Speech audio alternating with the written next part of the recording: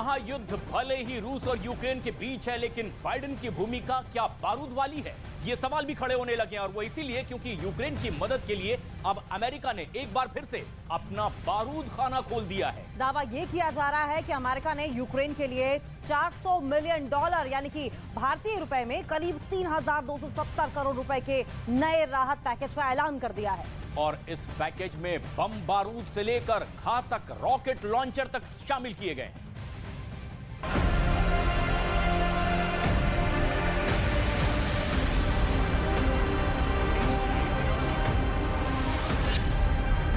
मैदान में डटे ज़ेलेंस्की के जाबाजों के लिए नेटो देशों ने वो सब किया जिसकी मांग ज़ेलेंस्की और उनकी सेना ने की।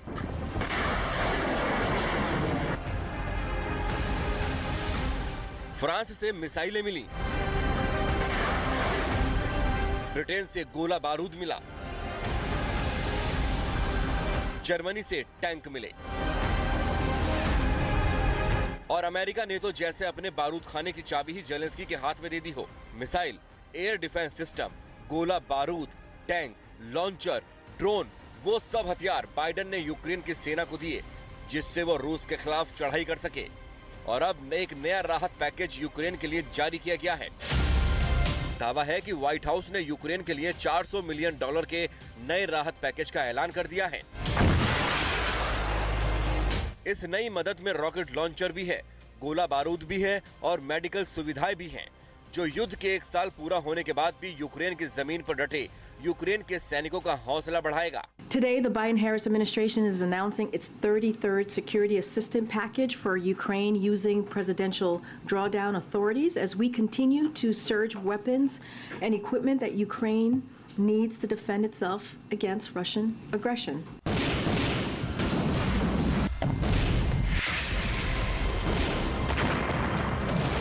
पिछले राहत पैकेज में अमेरिका ने यूक्रेन के सैनिकों को पैट्रियट ट्रेनिंग और पैट्रियट सिस्टम की सप्लाई का दावा किया था। ट्रेनिंग अमेरिका में भी जारी है। पैट्रियट को यूक्रेन का ब्रह्मास्त्र कहा जा रहा है। दावा किया जा रहा है कि पैट्रियट के यूक्रेन की जमीन पर सेट होते ही रूस की सेना का कीव घुसना नामुमकिन हो जाएगा, क्योंकि पैट्रियट मिसाइल दुनिया की बेहतरीन डिफेंस सिस्टम में से एक है। ये बैलिस्टिक मिसाइल, क्रूज मिसाइल और फाइटर जेट्स को नष्ट कर सकती है। पैट्रियट 150 किलोमीटर दूर दुश्मन की मिसाइल को तबाह कर सकती है। पैट्रियट मिसाइल के एक ट्रक में 8 लॉन्चर होते हैं। पैट्रियट सभी मौसमों में काम करने में सक्षम है।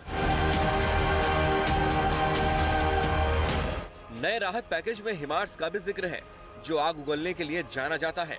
हिमार्स की एक मिसाइल जिस जगह पर गिरती है खंडहर बना देती है।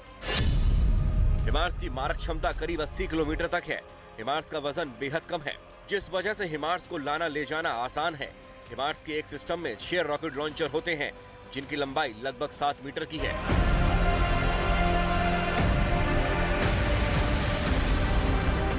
हिमार्स के हमले ने रूस को बहुत परेशान किया है।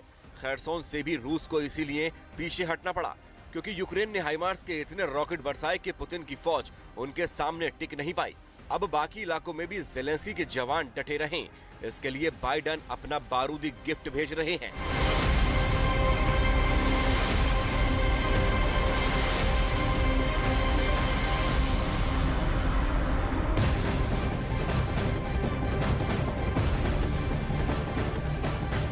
तो देखिए, वॉर जोन से एक और बड़ी अपडेट सामने आ रही है। रूस यूक्रेन जंग शुरू होने के बाद से पुतिन को अब तक की सबसे बड़ी चुनौती का सामना करना पड़ रहा है। दरअसल डोनेट्स्क में यूक्रेन के सैनिक पुतिन की पलटन पर कहर बनकर टूट रहे हैं। पूर्वी यूक्रेन में जारी आमने सामने की जंग में अब तक 5,000 रूसी सैनिकों के मारे जाने का दावा किया जा रहा है। तो वहीं पिछले 24 घंटे में 300 से ज्यादा रूसी सैनिकों के ढेर कर दिए जाने का भी दावा किया गया। पूर्वी यूक्रेन में मिली ये हार किसी भी कीमत पर जंग जीतने की ख्वाहिश रखने वाले पुतिन के लिए किसी बड़ी चुनौती से कम नहीं है।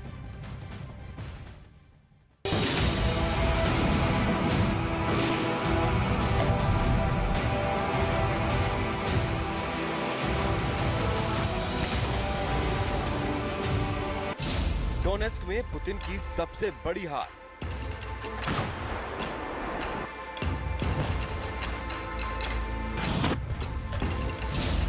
पुतिन की पलटन पर कहर बनकर टूटे यूक्रेन के सैनिक।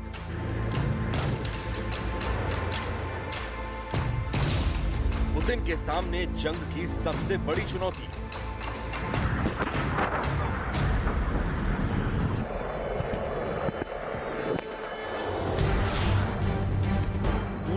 यूक्रेन में रूस और यूक्रेन के सैनिकों के बीच आमने सामने की जंग चल रही है। पुतिन की सेना डोनेट्स्क पर किसी भी कीमत पर कब्जा करना चाहती है, तो दूसरी ओर जेलेंस्की के सैनिक भी मोर्चे पर पूरी तरह डटे हुए हैं और रूस के सैनिकों को मुंह तोड़ जवाब दे रहे हैं। पुतिन के सैनिकों के पास हथियारों की कमी नहीं है, तो दूसरी ओर यूक्रेन के सैनिकों का हौसला उन पर भारी पड़ता दिख रहा है। पश्चिमी देशों से मिल रहे हथियारों और यूक्रेन के सैनिकों के हौसले की वजह से डोनेट्स्क में जेलेंस्की की सेना रूस के सैनिकों पर कहर बनकर टूट रही है।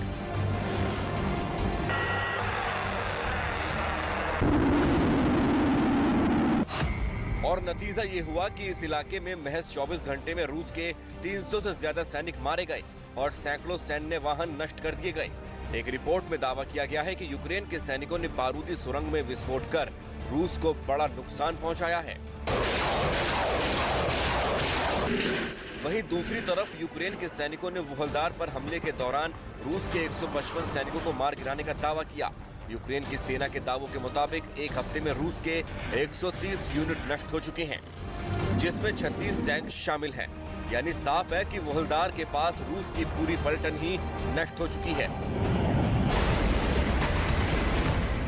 इस इलाके से या तो रूस के सैनिक भाग चुके हैं या फिर कई इलाकों में यूक्रेन ने फिर से कब्जा कर लिया है। पूर्वी यूक्रेन में जिस तरह से आमने सामने की जंग चल रही है, उससे तो ये साफ है कि आने वाले दिनों में जंग और भी घातक हो सकती है। अभी तक पुतिन की पलटन पर यूक्रेन की सेना भारी पड़ रही है, लेकिन रूस भी पलटवार करने के लिए तैयार बैठा है। उसे भी सिर्फ एक मौके की तलाश है। रूस की इस हार के लिए, जंग जीतने के लिए पुराने नक्शों का इस्तेमाल भी बताया जा रहा है। वहीं माना जा रहा है कि ये हार रूस के सैनिकों का मनोबल भी तोड़ सकती है। फिलहाल रूस और यूक्रेन के सैनिक पूर्वी यूक्रेन के मोर्चे पर डटे हुए हैं। पुतिन किसी भी कीमत पर पूर्वी यूक्रेन पर कब्जा करना चाहते हैं, तो यूक्रेन के सैनिक भी रूस की सेना को पीछे धकेलने के लिए जी जान से डटे हुए हैं।